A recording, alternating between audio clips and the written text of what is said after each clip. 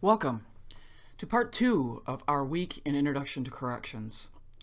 This week, in our second part, we're going to start talking about the facility design and what is important about how we build our facilities in order to meet not only security needs within the facility, but also to take into consideration the programming needs that are going to be necessary to help our offenders to get back into the community and to kind of tie together the concepts that we have covered so far. In this, we're going to identify the different types of prison facility designs.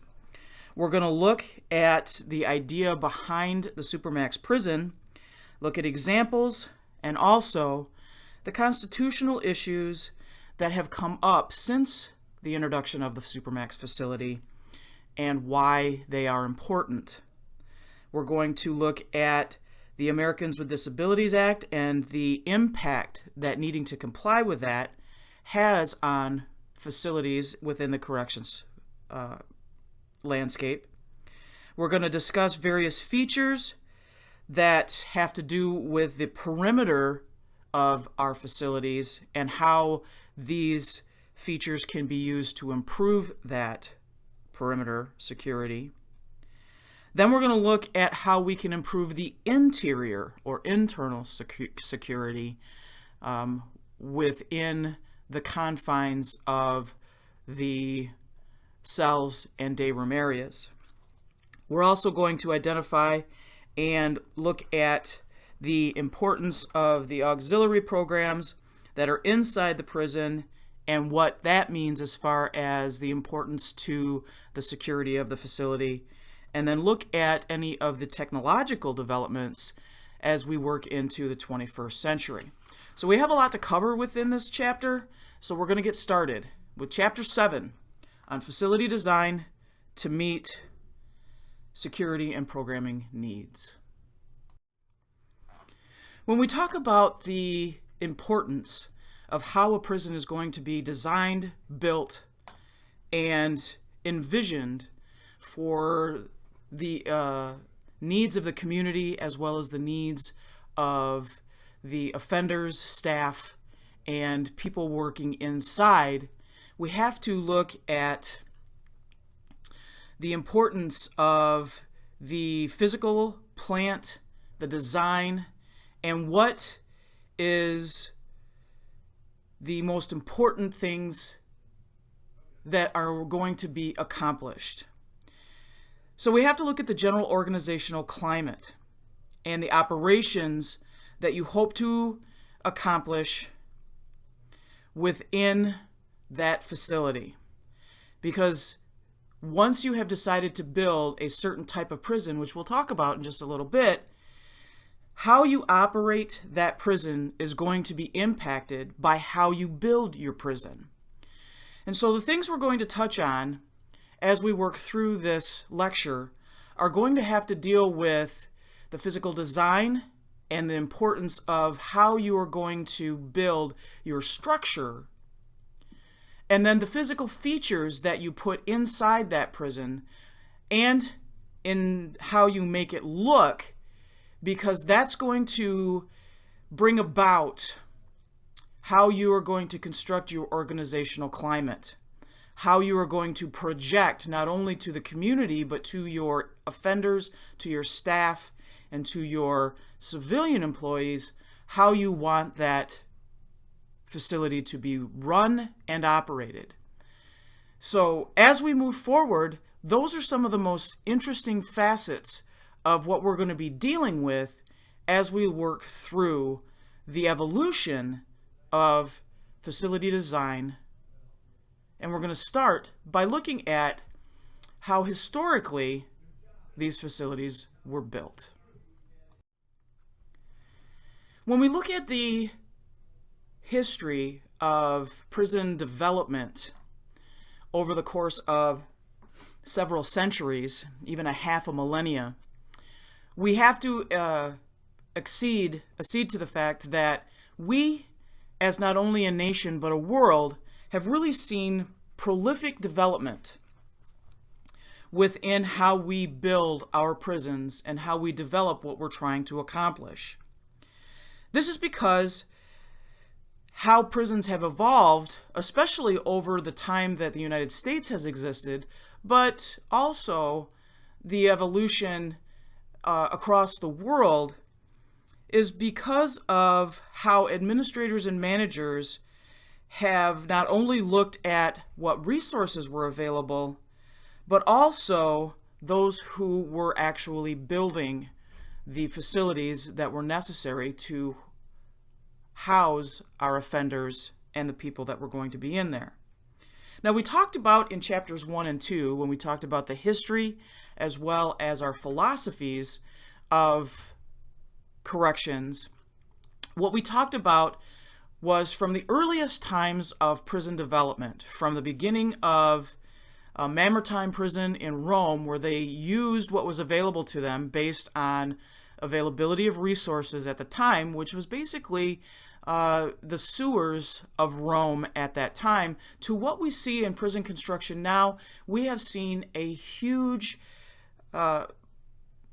moving forward based on the concepts of what a prison should be, the ideology behind how prison would be used, as well as who was going to be responsible for building those prisons. But the interesting thing that has come to pass is that while we have seen significant changes within how the outer structure has been built, whether it be these huge, large structures that we have seen from the use of old castles like you see in earlier days in Europe, to the way we build our modern day facilities, the one thing that really hasn't changed is how the inmate housing unit has been built. It's still built to sustain the basic human needs so that the offender who is staying in them has room to sleep, has room to maintain their daily hygiene, and has an area to have a place where they can use the facilities for normal daily function. And so even though we have seen significant architectural design changes and building construction, the concept of what an inmate or offender is expected to live in really has not changed over the course of a half a millennia. And so what has changed is the advancements of what is being used. For instance, modern plumbing and the technology of that has allowed the offenders to go from having to use cisterns and buckets to being able to actually use toilets and sinks. And having a modern shower has allowed them to be able to do that rather than either sponge bath or use a bucket of water. So we're looking at just normal innovations that have allowed for the movement toward modern day, but the construction of the inmate housing unit as far as common areas and as far as normal expectation of functioning is the same over the course of so many years. How construction of our facilities over the last 500 years or so has been impacted by the use of the well-known facilities that are out there. People get on board with what they see as being grand and also what they have come to understand as being functional. And so just as with Mamertine prison, that was a model for that time period. As we move into the early to high Middle Ages, we're starting to get into those types of construction that signified the fortress-like mentality of how we were going to house those that had been charged with committing acts against either the community that they were living in or against the crown of the monarchies they were part of. And the first one that we're going to look at that was a model for some of the early American facilities is going to be the Bastille. And we'll talk about that in the next slide. As you can see by the picture on the right of the slide of what the Bastille looks like in the 1300s, the Bastille was definitely meant to be foreboding and meant to show power to the citizens of Paris back in the 1300s. It was in place until the French Revolution in the late 1700s, but the construction as well as the symbol of what the Bastille was there for was to show tyranny and injustice for anybody who dared to go against the French monarchy. It was meant to be fortification for the city of Paris, as well as a way to have the city be built around that. So if you have watched any historical television shows, a lot of early cities that we've come to know today, London, Paris, Rome, those that have been around for a millennia, typically had fortification walls around the city. The Bastille was then a fortification building within the walls of Paris at the time. And so this was a 4-story stone structure that had 8 closely spaced towers that were connected by a 15-foot wall. So this was basically a miniature castle. And while in its original form, it was meant to hold upper class, mostly nobility, by the time that the French Revolution came, it was a horrific place for anybody who dared to go against the French crown.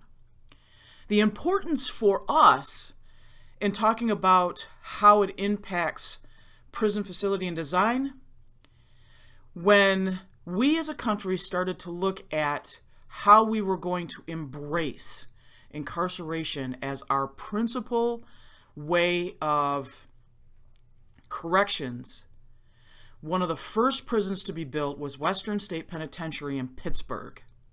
And when they looked at facility design for what they were hoping to accomplish, they looked to the Bastille.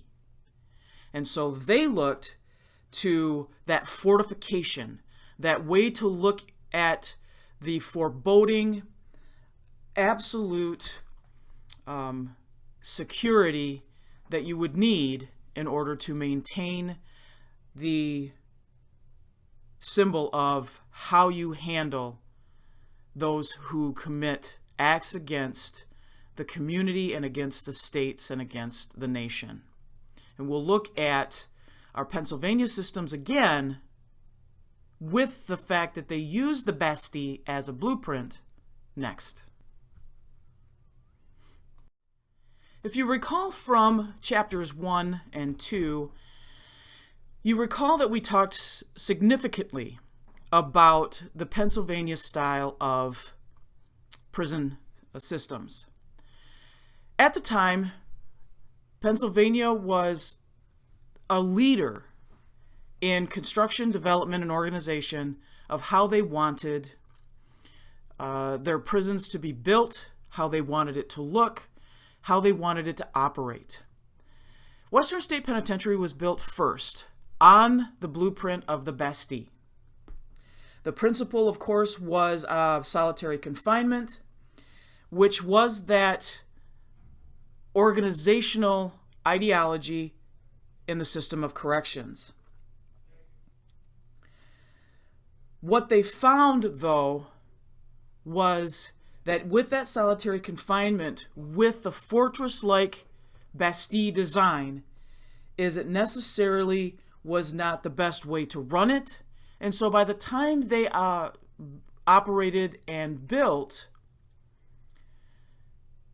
Eastern State Penitentiary, which is designated by the picture on the right, what they found was an improvement in making the perimeter more rectangular rather than more fortress-like, and making it more radial design, which we'll talk more in depth of in just a little bit, where you had a central hub with spokes on a wheel is where the cell blocks were. And it allowed for the open area where each cell block could be observed. It was also by this time that Eastern State was able to bring in some of these modern conveniences that many of the previous facilities had not had, including Western State. The idea of toilets, showers, and other design fixtures that with the invention of some technology, the previous facilities had not had. And so while still encompassing the Pennsylvania style of corrections, which was solitary confinement, we saw and see in the two specific types of penitentiaries that were built only within 10 years of each other, a significant difference in how facility design with the idea of organization was different and how it impacted how they were going to be run. If you recall from Chapter 1, we talked about the Auburn style that was in direct competition with the Pennsylvania style of corrections.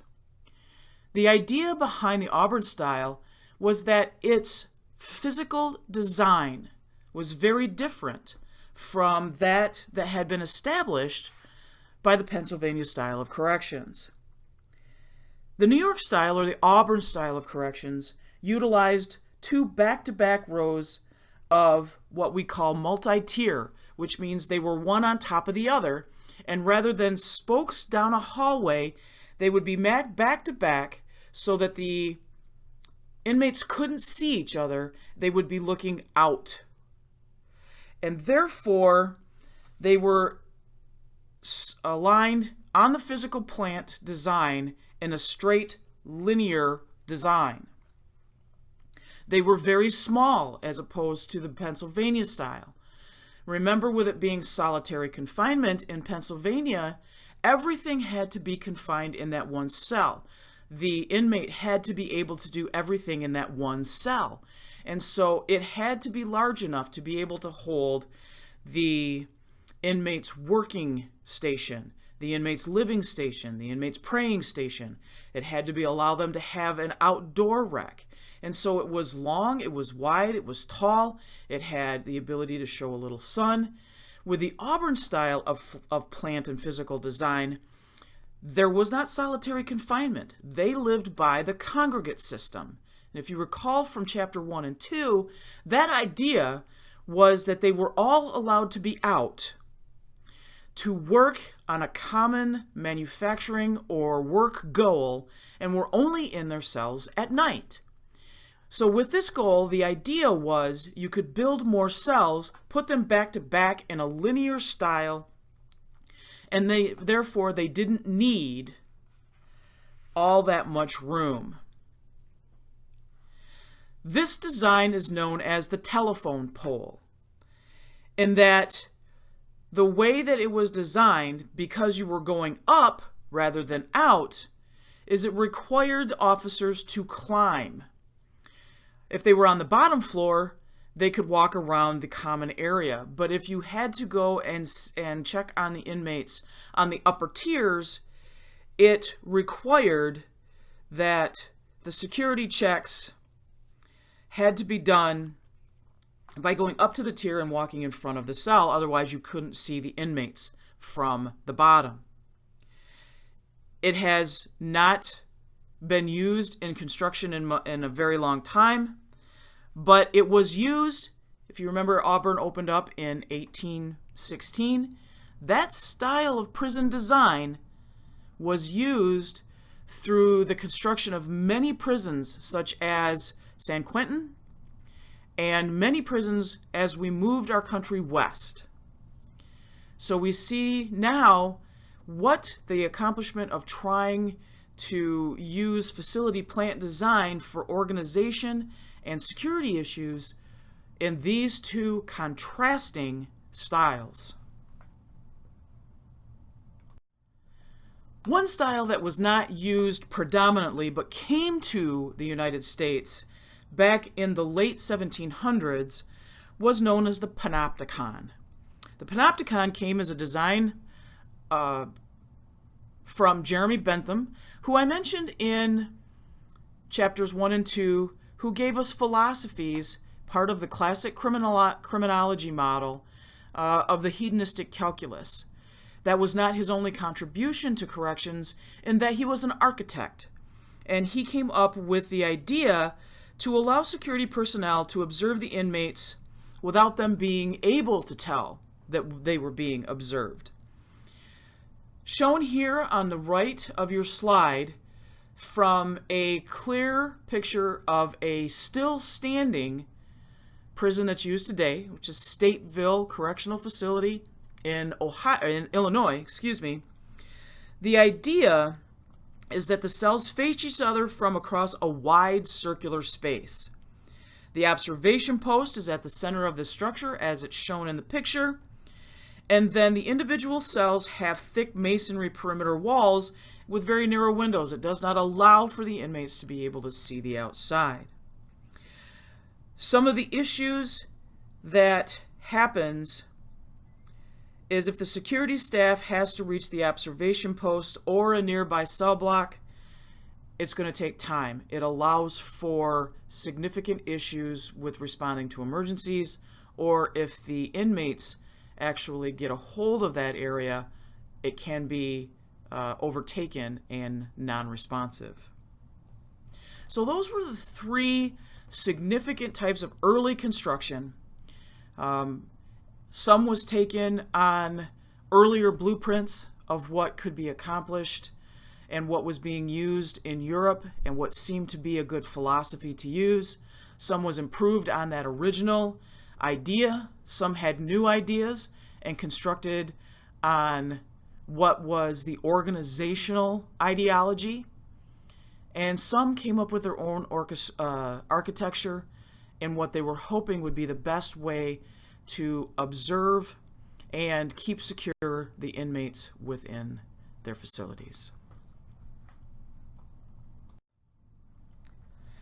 A lot of how we went about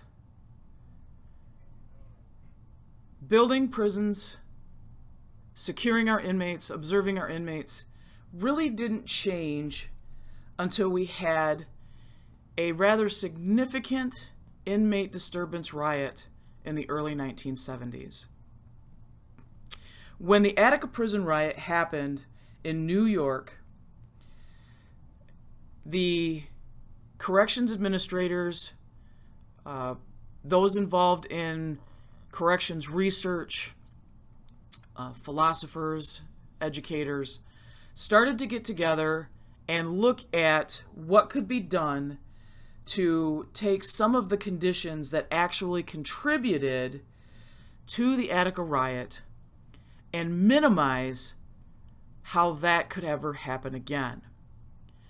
What they came up with was the idea of having a design within new construction that would be allowed for an outside of cells that are organized on the outside of the square space, where the showers and recreation cells are on the outside and interspersed among the inmate living quarters. This was the beginning of what we have become to know as direct supervision. Now, we may have direct supervisions that may have multiple levels of cells, such as the original intents of things like the panopticon, or the multi-tier cells of the telephone pole design. But the idea behind direct supervision is that you have an open living space where the inmates are going to be out. You have their actual cells on the outside of that living space. And what that does is open up the unit so that the interior space is clear and see-through, and the officers who are working in that area can be more observant and able to see through those interior windows and be more able to answer and respond to any inmate issues. We talked about the idea of direct supervision previously, and this is how it came to be. The Bureau of Prisons came up with this design, and it started to be implemented by the late 1970s.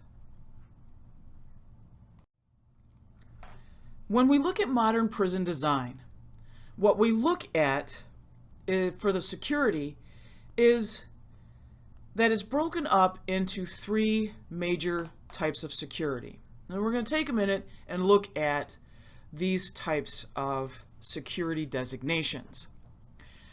When we talk about how we're going to design our facilities, the architecture, organization, and observation, we're looking at minimum, medium, and maximum. If we're talking about minimum security prisons, we're talking about those facilities that are designed to serve the needs of farming areas, maybe public transportation works, and its optimization is going to be for prison reform. Minimum security prisons are typically not what people who we talk to in the public envision when we talk about minimum security.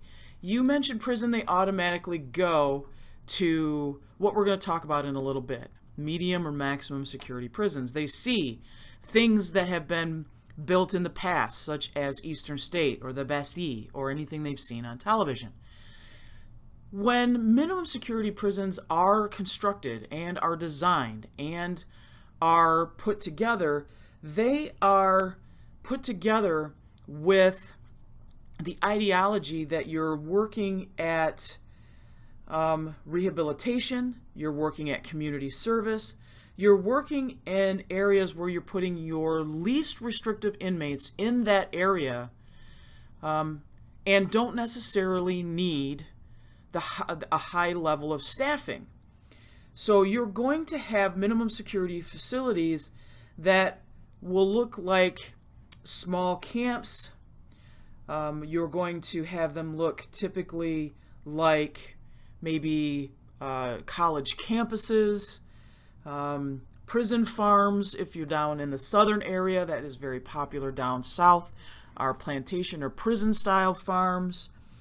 They also will place themselves next to areas where jobs can easily be performed, such as military bases, forestry firefighting, road repairs, depending on the type of inmate labor that they have been able to secure as part of the programming needs of that particular institution. Again, going back to one of the main points that we were talking about in the introduction, is looking at not only physical needs but programming needs of the facility. When you have a minimum security facility, you're going to have maybe a single fence that is just going to let the inmates know that it is a prison and what the responsibility and accountability is. It might be patrolled, it might not be. We're looking at staffing is going to be much lighter. If we're looking at ratios, we're talking maybe in a whole camp to maybe 5 inmate staff members, depending on what the organization deems necessary. And therefore, you have a facility that's going to be operated in that the inmates have a lot of access to things the public would think is unnecessary because they are offenders. and should not have what are considered those things that we take for granted. So amenities, okay? When we're talking about medium security facilities, we're talking about those types of facilities that would be considered one step above a minimum security facility. They might have dormitories, they might have bunk beds, they might have actual rooms that have to be secured. A lot of times they will have lockers that the inmates are responsible for securing their own possessions. And these are going to be secured at night, whereas in a minimum security facility, not necessarily are they going to be always locked at night. The outer perimeter might be, inner perimeter not necessarily. The perimeter of the medium security facilities were going to be possibly a double fence. That's definitely going to be patrolled. So they're always going to know that they are inside a facility that takes its security very seriously. Over the course of the last 40 to 50 years, we've also seen the installation of cameras so that it gives us an extra sense of security. And when we get into modern technology, we'll go into more about what's out there. There is still programming for inmates, but the movement is a tad more restrictive. It's not going to be as loose as minimum security, but not as restrictive as maximum security. There's going to be more staffing because of their higher security status, and therefore the purpose of the design is to have more security and still allow the inmates to have the programming that the organization has decided is important. The last type of security design is maximum security. Originally, most prisons have been designed with a maximum security design model, which means that why the public has such a preconceived notion of prison design style is because that's what they see. They see the original design style of many years ago being that of a maximum security facility, which are walls that are up to 50 feet tall, usually made of brick and mortar, although again, when we talked earlier in this lecture, we talked about the use of resources. Over the years, brick and mortar has been exchanged for razor wire and chain link fences, usually double chain link fences with razor wire in between. There are going to be armed guards at different intervals and at different areas because these inmates are considered to be the highest level of security short of what we'll talk about in a little bit, which are the supermax. The perimeter of the fence is going to be double chain linked. There's going to probably be watchtowers where you're going to have armed personnel there that can take proactive action if they see escape attempts, and also extra technology since it's come into existence, such as cameras and sensors, which we'll talk a little bit more about in a little bit. These inmates are not necessarily allowed the same level of programming due to their propensity for discipline issues and violence, and the idea behind maximum security is that they be kept in their rooms, in their cells, and a little bit more secure than our previous two facilities. In adjusting how we construct and build our prisons over the last 30 to 40 years, construction technology has allowed for what we call prefabricated sections. So any new construction, depending on how it's being built, allows for the idea behind what is known as pods. Pods are prefabricated sections in most of our modern prisons. They usually will allow for the inmates to have individual cells, and the doors are going to be controlled by a secure remote control station. Technology has allowed us to move from having the officers use those huge Folger atom keys at every single cell. And that used to have to be the way things were operated hundreds of years ago. They then had the technology to move it where you could rig a row of cells, such as in the Auburn style, where you had an entire tier. You could rig them all together so that with one turn of a wheel, you could open them all at once. Or if you could crank it in a different way, you could open so many cells all at once. With the invention of some new technology, we now have a way with prefabbed pods to connect them, wire them, rig them, be able to open them with just one remote control station. So that will allow you more security for the staff, less inmate staff assault probability, and also allows you to decide who's coming out instead of having to release them en masse. Some use is now being used in the movement of prison inmates, and where they can move to a common area such as a day room or the exercise yard. So pods being presented in the last 40 years has been a new architectural design, which has really helped in how the organization uses their security and how they envision running their facilities. The idea of prison locations early on was to locate them in remote areas away from metropolitan areas.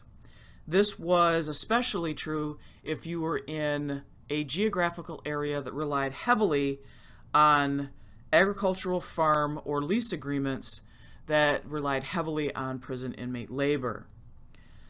When prisons were envisioned and built in remote areas, it also gave the public a sense of security because they, in their minds, didn't have to worry about escape attempts. In reality, what it was is if people escaped, they usually had help. And therefore, whether they escaped from a metropolitan area prison or a rural prison, the idea that they would be roaming around on foot was a reality that a lot of people didn't consider. So the prison facilities are more and more being built in more populated areas. A lot of times this is going to be for practicality reasons.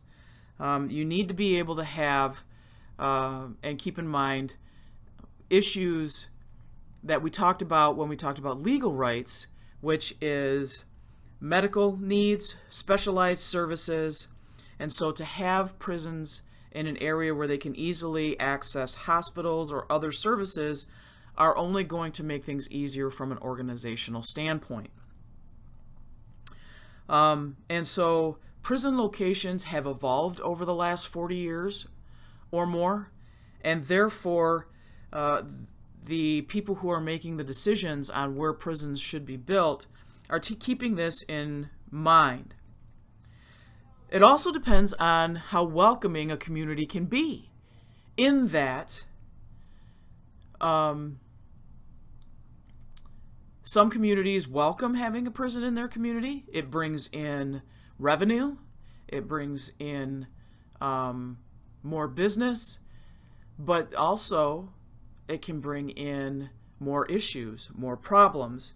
And so it's not always easy to figure out where the best location for a prison can be. And so you have to figure out, again, the design needs for security and programming and what you're hoping to accomplish with the purpose that the institution is trying to do. Over the course of the early 90s, the country saw a huge rise in crime rate due to many factors.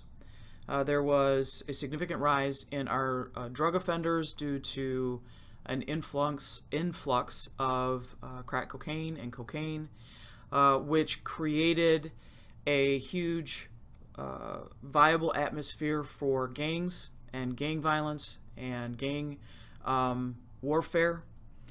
And so violent offenses went up. When those violent offenses resulted in these people going to prison, we saw a change in how we were managing and meeting the security needs in our facilities. What we saw as a result of that is a new classification that was called a security threat group. And what this meant was that the old ideology behind how we handled gangs was shifted into how we deal with the various gangs that existed outside of the prison. And so at that time, during the 90s and early 2000s, the idea of coming up with supermax facilities provided this highest level of security and how we were going to handle those types of violent offenders that were coming into the facilities. Supermaxes at the beginning were only wings. It could be a specified section of a larger facility, but as the needs of different areas, different State Department of Corrections, the Federal Bureau of Prisons, what we found was that supermax facilities started to become standalone facilities. By the end of the 1990s, most states had at least one that could be designated a supermax facility, and the Bureau of Prisons actually has several that they designate as supermax across our nation. So we keep in mind that a supermax facility is a highly restrictive, high custody housing unit within a secure facility or its own entire facility that is going to isolate. And we go back to our earliest definitions of what we're trying philosophically to accomplish with our offenders. This is only to isolate inmates from the general population and from each other.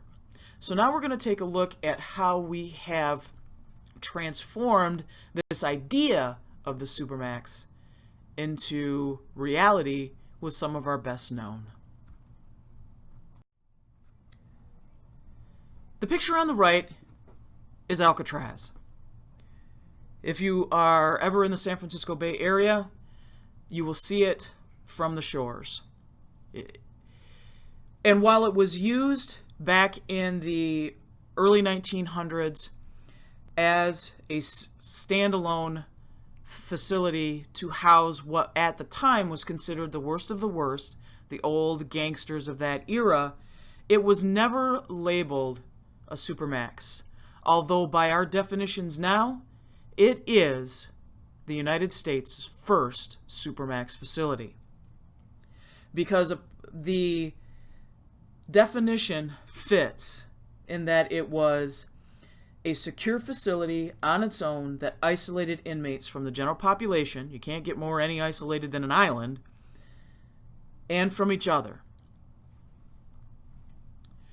Alcatraz first opened in 1934 and housed some of the most notorious leaders of the time, including Al Capone and the Birdman of Alcatraz. And while it was successful for what it was being used for at the time, it had to close its doors in 1963 due to the fact that there was continual eroding. There was going to need significant reconstruction to maintain its level of security, and it was going to be too costly. At this time, the United States decided, and the Bureau of Prisons decided to transform United States Penitentiary Marion. to house these inmates. And so they built what was considered to be a special closed custody unit, the first significant supermax area that was known as basically their level 6, the highest they could go. That was the way that they would hold 450 inmates from the federal system and 36 other states. USP Marion was eventually handed a bunch of lawsuits that tested whether they could do the high classification supermax security that was being proposed and they had been doing in the courts based on cruel and unusual punishment. And the reason this is because over the span of a year, in the span of a week, in 1983, they saw 7 officers attacked, 2 were stabbed to death, and so they put the entire facility on lockdown. And so you get to a point where people start to ask if it's constitutional to keep them locked up all the time. We're going to talk about the constitutionality of being in supermax facilities in just a little bit, but United States Penitentiary Marion, USP Marion, was the first foray into having a higher classification to handle those offenders who just had nowhere else to go. Maximum security couldn't handle them. There was no way other than isolating these individuals that could provide the security that was needed. And so we look to Marion as how other states and other facilities adopted what became their model in getting other supermaxes like theirs. When it came to looking at the Marion model, we look at the fact that the entire prison at USP Marion was not a standalone facility. It was one wing. And the BOP used it as a way to handle the worst of the worst, not only coming from Alcatraz, but for those from across the BOP prisons, as well as any other states who had not adopted any sort of supermax philosophy and needed a place to send their most violent. By the mid-1990s, at least 36 states had built some sort of supermax custody unit. And therefore, we have kind of different terminology that we use to describe the level. We have a security housing unit. We have extended enforcement units. And the idea behind it is to figure out how to contain disruptive inmates while adhering to civil rights issues, which was really brought into the forefront in 1988 when Bruschino v. Carlson was brought forward to test whether Marion had the right to operate this section under these new isolation philosophies. And what the Federal Court of Appeals upheld was that Marion did actually have the right to implement all the controls that they had put in place to keep the inmates from being security threats as well as organizational issues. And with this meant that all of the states that were thinking about putting in place all of these extra security wings or standalone facilities now had to go ahead. And all they had to worry about was making sure they keep that balance so that they can maintain security without tipping the scale to that cruel and unusual punishment.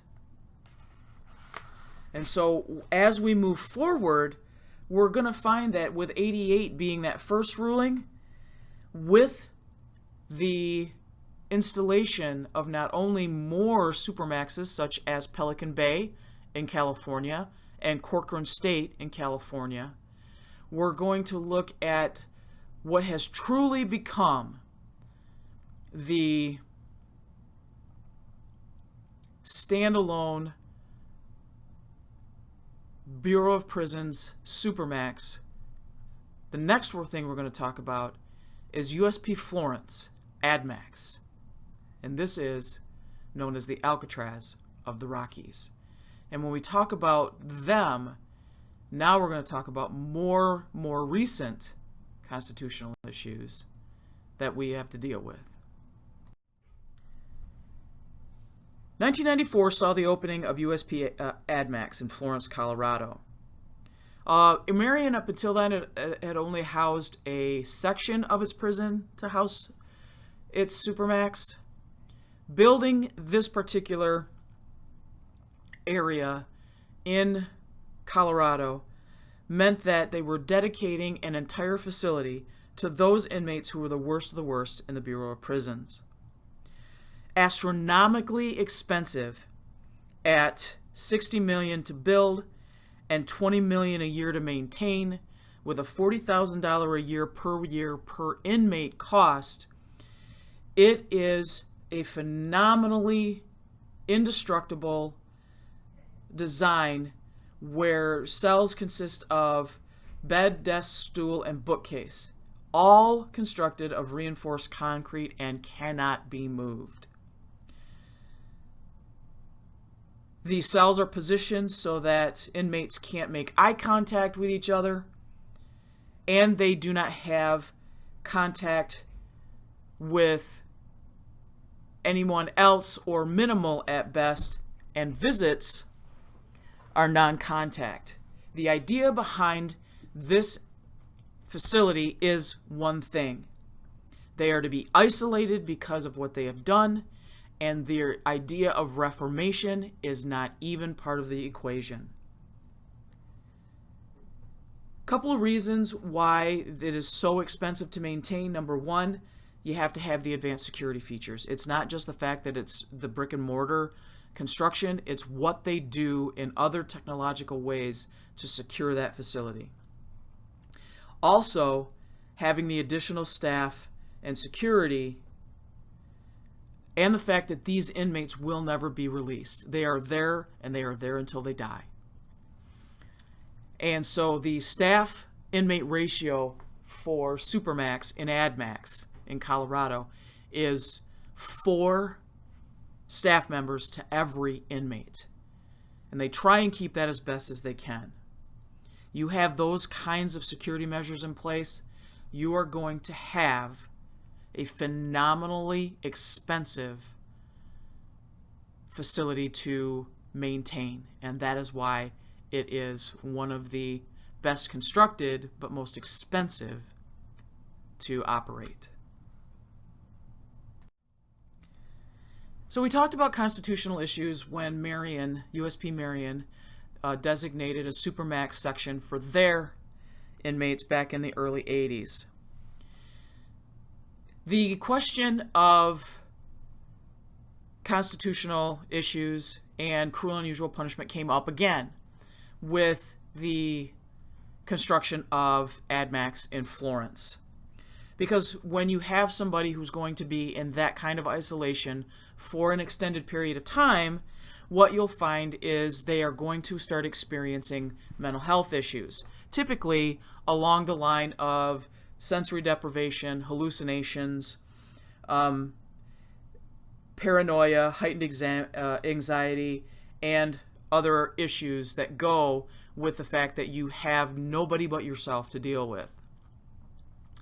They have designated this particular type of mental health issue as Special Housing Unit Syndrome. So that's the negative mental health effects of being in extended isolation. So Madrid v. Gomez, which came to the Supreme Court in 1995, 1 year after AdMax was opened, was actually put forth because of how things were being run in Pelican Bay, which is located in California. The Ninth Circuit found that there were widespread Eighth Amendment violations. And they ordered the institution to professionalize how security staff operated the prison and also to improve the medical care of the facility. This meant that they had to figure out how to send those inmates with mental illnesses to an institution that was more suited for their needs. On top of this, they put a federal monitor over Pelican Bay. And this federal monitor was sent to make sure that any deficiencies in how they were trying to comply and any other legal issues that were coming up were taken care of. It wasn't until 2011 that the injunction was removed and determined that Pelican Bay had actually met those requirements. So what does this mean? It means that we have, as a correctional landscape, need to understand the importance of what isolation does. Do we need to have an area where these people be isolated? I believe yes. There are some people that need to be isolated. Do we need to be cognizant of extended isolation with no human contact over the course of not several days, not several weeks, not several months, but several years, and what that does to the mental health of a person? Yes, we do. And the courts have said we're legally bound under the Eighth Amendment against cruel and unusual punishment. They're not saying we can't have a supermax. What they're saying is if you're going to have a supermax, these are the things you have to be aware of and treat them as they become part of your facility. So again, going back to security and programming needs, if you're going to run a supermax, that's a security need. If you run a supermax and you find that your inmates are starting to show special housing unit syndrome, that becomes a programming need because now you're dealing with mental health issues. And so that is what the Ninth Circuit was getting at, that to just ignore it and keep your same security focus without taking into effect what it's doing. And you are required to maintain food, water, shelter, medical attention, including mental health treatment. If you ignore that, then you are going to run into constitutional issues. And so that is what the significance of that ruling is and what institutions since then have been paying attention to. Another thing that institutions need to be aware of is the Americans with Disabilities Act. And that was passed in 1990. It created a whole set of legal obligations that largely did not exist that prison administrators needed to be aware of. And what was the assumption was they didn't have to pay attention to it because, well, offenders were offenders. And what happened was the ADA requires correctional agencies to make these reasonable accommodations in policies, practices, and procedures so that individuals who come into their facilities with disabilities can be and have things accessible, unless making those modifications would fundamentally alter the program or service that's involved, which means if you're going to have any sort of service and it's already established and modifying it to just accommodate one and it would significantly impact the entire program, well then no. And they make it any changes in design or construction, try and modify it to the best of your ability, but it doesn't require new construction. And so in your book, there's a lot of examples of what is looked upon in order to be in ADA compliance. But to just give you an example, 2% of the total number of general holding cells have to have accommodations for emergency alarms and installed telephones in the cells. With today's technology, that happens more often than not, but if you have somebody who is either bedridden or wheelchair ridden and can't move around, they have to be able to have access to the outside world. Durable medical equipment. There has to be access within your medical department for durable medical equipment such as wheelchairs and prostheses, and then letting them have their own prostheses as long as you have a way to search it. Again, ADA compliance is not to get rid of security. There are security issues that can be taken into consideration and make sure that you're being able to keep within the confines of the security, safety, and good working order of your facility. Once you have accomplished that, then you need to, within the normal practices, accommodate somebody within your facility with a disability. So that's where the ADA comes in. Now we're going to talk about how the security designs and what's being done with each individual security out there. When correctional facilities decide they're going to design and build a prison, they need to look at what the challenges and needs are that will serve their correctional system. So they need to be looking at things that will impact their community, whether it's rural or urban, whether they're going to need a minimum, maximum, or medium security facility, what type of programming they're going to support inside their facility, whether they're going to have special needs inmates, or the kind of community support they need. And so there are several types of prison designs that we have that will kind of be out there as a general idea of what you're looking at, and we've talked about these in previous lectures, and so we'll just go over them once again to just refamiliarize yourself. The first one is a campus style, tends to be more minimum security, looks a little more like a college dorm. You have your housing units that are more dormitory style with general housing or general areas for people to come for like meals and programming and things like that. Basically, there will be an outside perimeter fence, but remember, campus style tends to be very minimum security.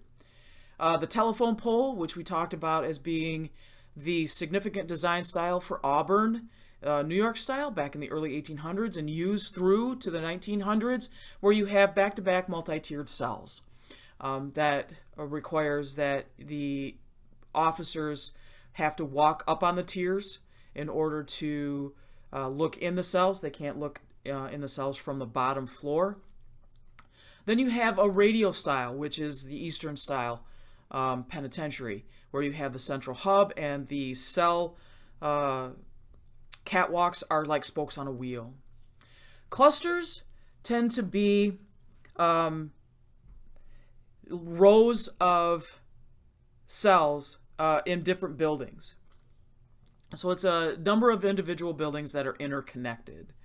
And then the courtyard are going to be linear cell blocks interconnected around a central enclosed courtyard that's going to be a maximum security style. And so those are a review of what security designs tend to be depending on what your security facility security is going to be and the programming needs you're going to want within your facility. When we break it down from there, then we have to look at the type of perimeter security system you're going to want. And so this is going to be a collection of components or elements that when you put them together have a really good formula plan to make sure that the objective that you have as far as confining your inmates can be done without much issue. So you're going to, depending on what kind of outer facility you have, you're going to have things like Y-wedge facility fencing. You might have, if you're building a courtyard, you might have double chain link razor wire, or you might have the money for a brick and mortar stone wall. So the perimeter security system is going to be one of those things where you decide, once you have your architectural design, you're going to figure out how you're going to surround it so that you can prevent people from getting out. We've also come upon something called a compassionate prison design. A compassionate prison design is intended to try and look at the previous designs of prisons that looked at only how we can detach the inmates and keep them away and isolated, and look to how we can keep our offenders physically and mentally healthy. And so the idea behind a compassionate prison design is fairly new. And so we look to things like how we paint the inside interior. Can it be warm and welcoming? Can we bring in the materials that don't look steel-like, which is cold and isolating? Can they be made of a secure type of material but can still be warm and welcoming? Compassionate prison design is not going to be available or possible with every security level. Can it be used with something at minimum security? Absolutely. And they used it at the Las Colinas Women's Detention and Reentry Facility, which is obviously a very minimum security facility in California. But the idea behind it is, when you kind of break down physical and psychological barriers, then what you have are less frequent medical or psychological issues that you're having to deal with. Another thing that needs to be taken into consideration as far as security is concerned are alarm systems. Now, alarm systems have been around since we've had ideas toward technology, and electricity has been around. And the ones that we use most often are camera video systems that can now be placed on an inside inner fence. The idea behind these alarm systems is to position them so that you can allow for viewing the source object that triggers the alarm, which means you're going to have it positioned so that the minute something that doesn't belong there runs at it and triggers it, it's going to trigger an alarm. Also, with these alarm systems, you should make sure that the entire security zone is visible and viewable, and not have any blind spots, which we're going to talk about on the interior, but we need to kind of reduce them on the exterior also. We also need to pay attention to the lighting and make sure that you have the exterior of your facility lit up enough so that you can distinguish between person-sized people who are trying to escape and small type animals who are just kind of running underneath it. We also have attention being paid toward what we call an isolation zone. This is going to be an area between the inner and outer fences that is designed to prevent undetected access to the outer fencing. It also forms an area of confinement where the inmate escapee is trapped once the alarm is triggered, and will allow enough time to get to where that inmate is and apprehend them before the escape can be successful. The last thing we're going to talk about on exterior perimeter security is the use of razor wire. Razor wire became a very prominent type of perimeter security when it became too expensive to continually use brick and mortar. Building those 50-foot brick and mortar walls with the big guard towers like you see in the picture of Eastern State Penitentiary in an earlier slide, you find costs a lot of money, not only in the material but in the labor used to build it. So as we started to have things like chain link fence and razor wire, we started to use these types of materials to replace the foreboding and impenetrableness of a brick and mortar wall. Typically, it's going to be 3 coils of razor wire to create what is meant to be, as with a wall, a barrier delay, so that inmates who try and get above that razor wire, they are going to be prevented because of the chance of them being hurt, cut, and injured during their escape attempts. And so the most and types of facilities that use razor wire are going to be your maximum security and medium security facilities. Now we're going to take a look at the internal security. When we look at internal security, we need to be aware of what we need inside our facilities to make sure that what we have available to us are going to help with keeping secure custody of the inmates within our facilities. Recently, we've had a lot of innovation with internal security to help with keeping our inmates in secure areas. We have touchscreen surveillance, which is an ability to open and close doors, open and close areas with the use of a touch screen. The use of things like physical design and inmate classification may help, but we have to remember that we as staff need to keep control of our inmate population, and that means that how we handle our internal security is going to be instrumental in making sure that we have an organizational culture that brings our employees on board with security first, security first, security first, and make sure that they have a system that is in place toward that goal.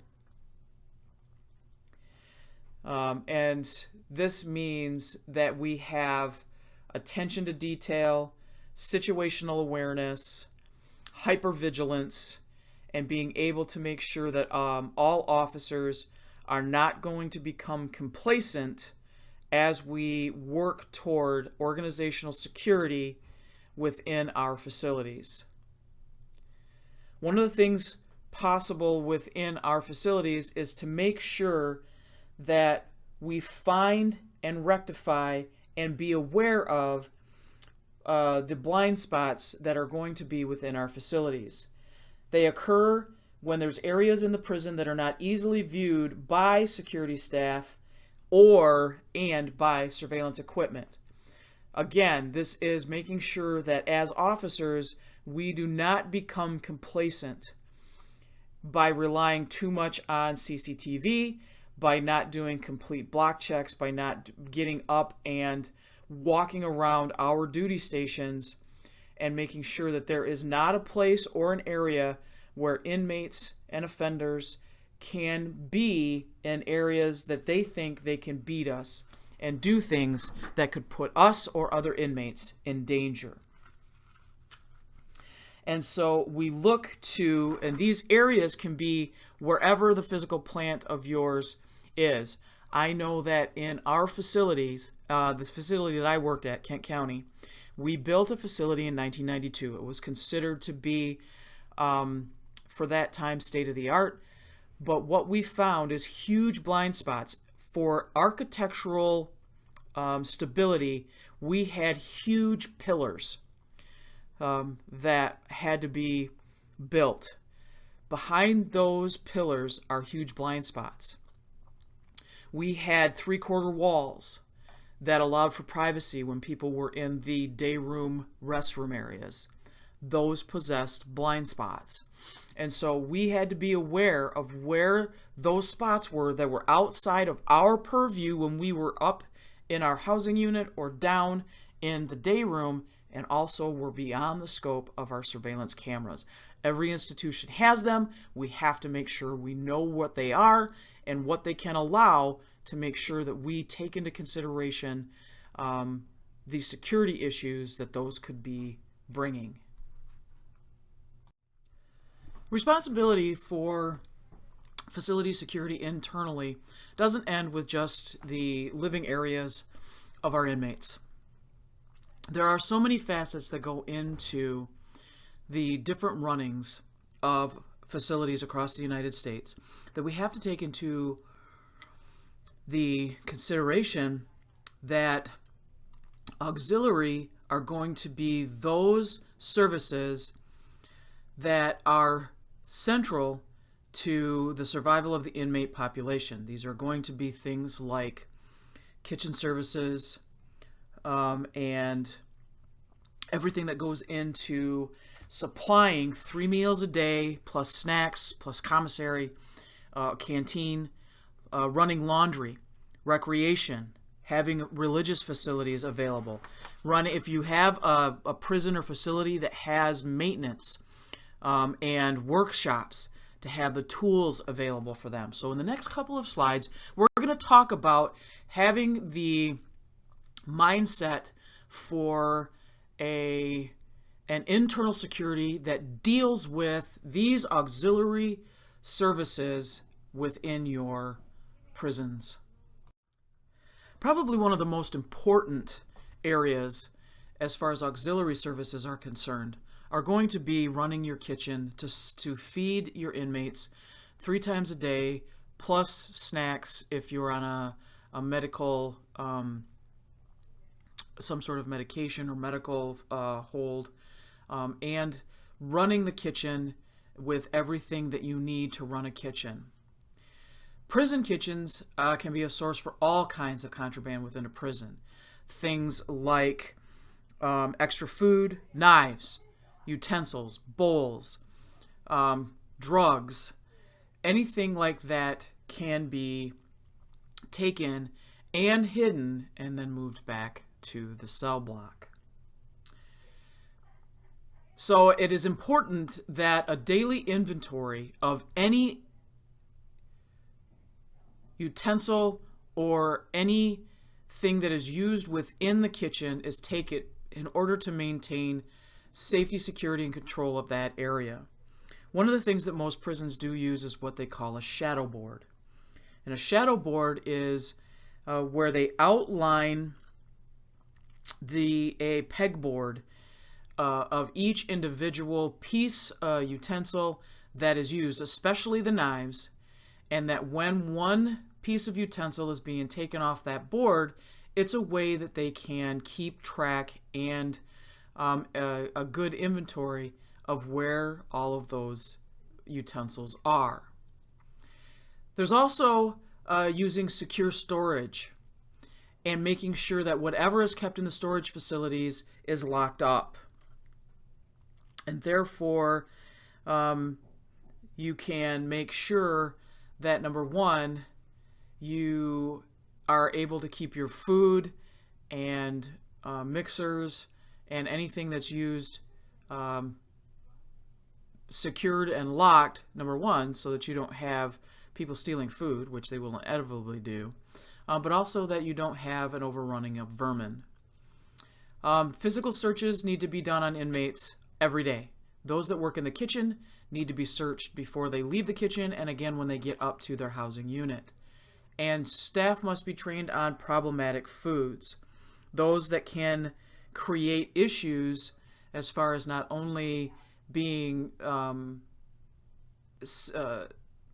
possibly creating sickness, but those that can be tampered with very easily for the staff or other inmates. Food service facilities and equipment vary from one prison to another. So in order to maintain a working kitchen, you might find that facilities and equipment can be out of date, and feeding times for inmates may not be during the hours that most people would expect. and that facilities, when they put the plans together, need to be willing to have a little bit of flexibility. At the jail that I worked at, depending on the floor you lived on, because it was a 1,000-person facility, you could be fed breakfast anywhere from 4:30 in the morning until 6.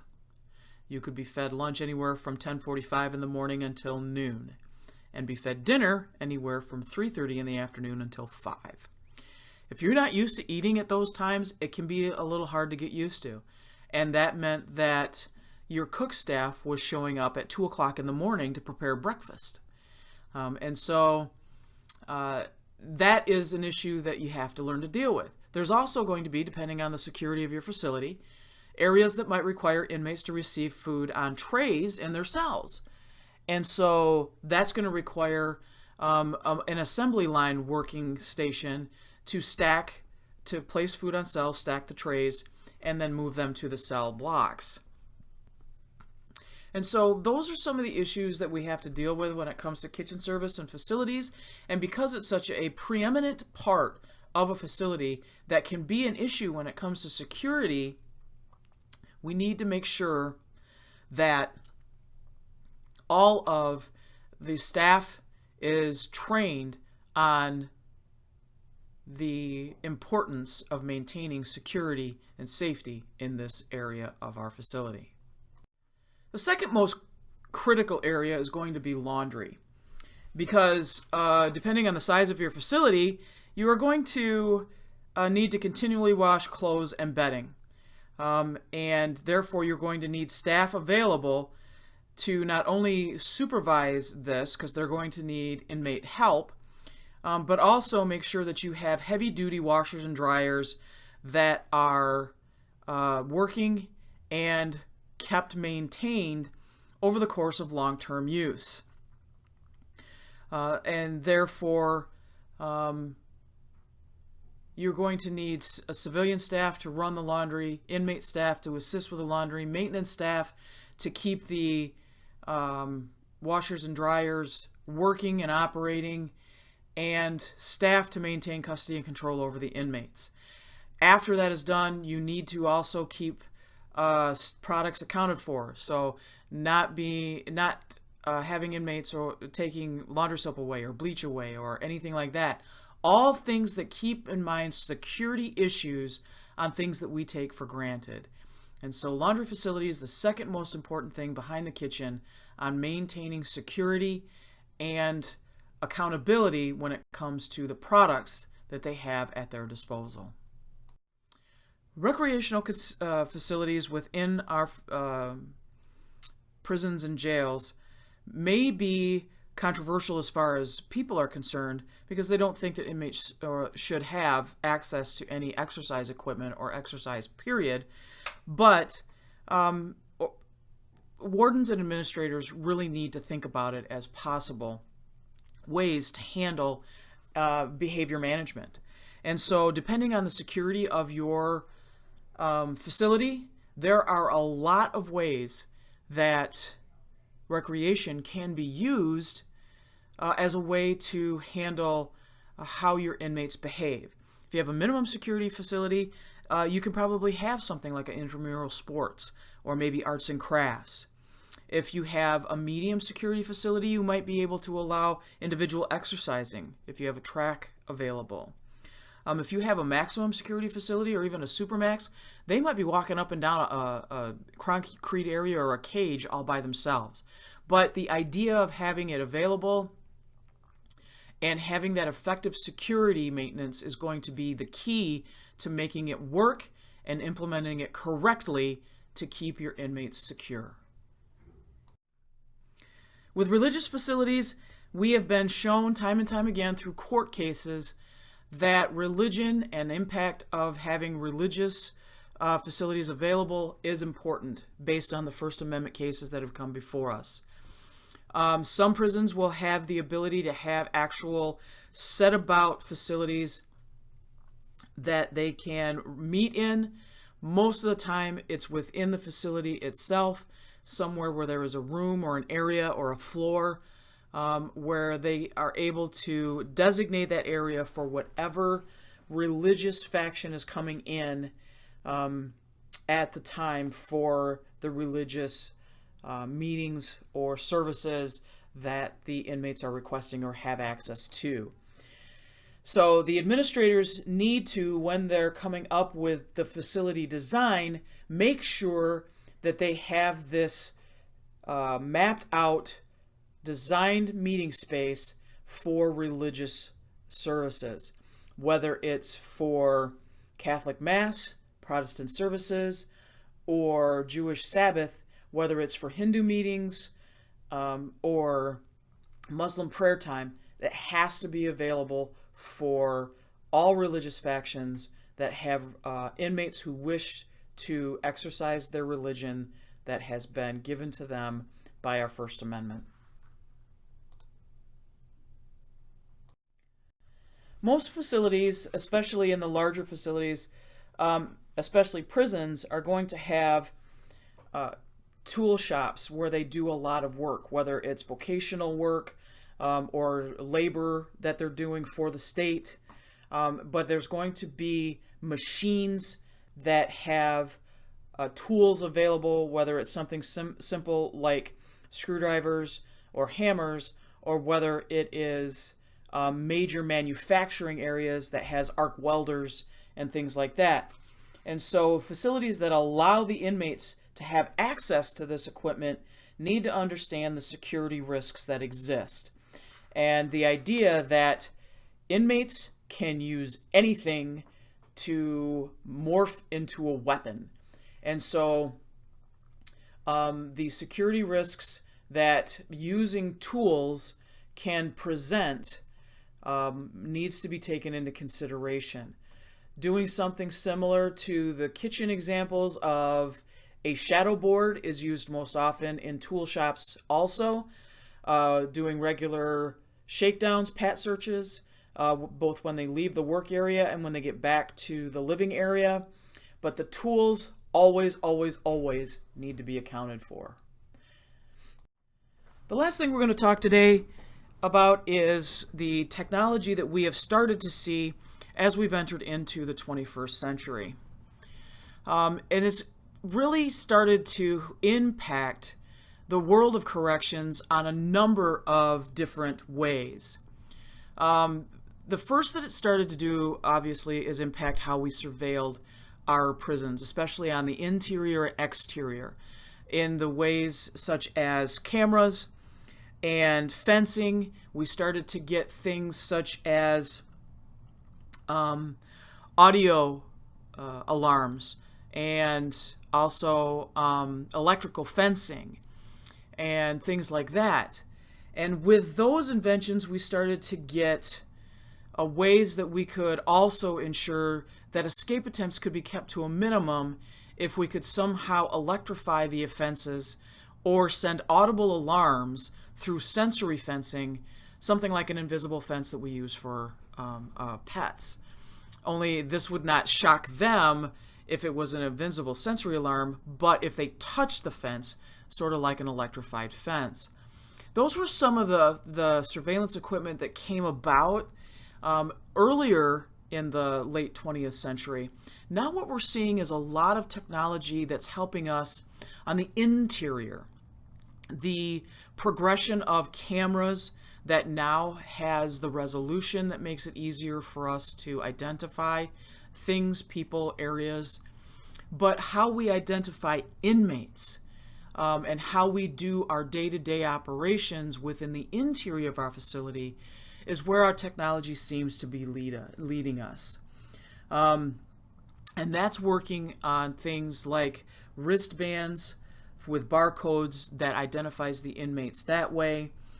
Prison staff can monitor the movement by using touch key control systems. Again, that's going back to how we operate our housing control areas.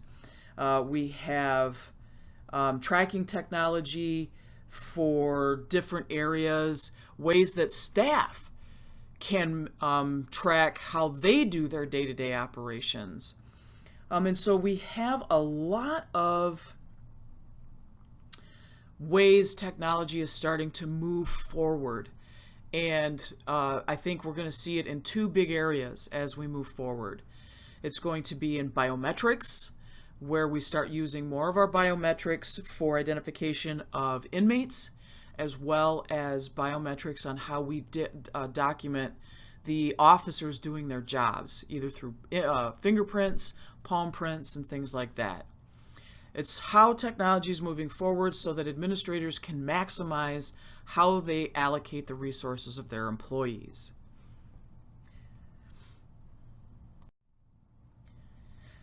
In this lecture, we have demonstrated the physical features of a prison require a lot of forethought before we can ever think about actually going through the process of building a new prison. We have to think about where we're going to build it, what security level it's going to be, what we're going to do as far as programming, and how the facility is going to support the community around us. So during this lecture, we covered the different types of facility designs. We looked at supermax facilities and how the constitutional issues have been dealt with over the course of the last 25 years. We looked at the Americans with Disabilities Act and how corrections facilities need to comply with those within the operational design as well as security functions of their facility. We looked about perimeter security, both internally and externally, and the look at the importance of our auxiliary programs in the internal security of our facilities and how that is just as important as the cell areas, living areas of our inmates. The last thing we looked at was the technical developments within prison security and how we're looking forward in the 21st century to those. Being that this is a 2-chapter week, you do not have a discussion question on Chapter 7, but you do have a quiz. Make sure that you remember to take that. Join me again next week when we look at Chapter 8 on classification and custody levels. With that, have a good week, and I'll talk to you next week.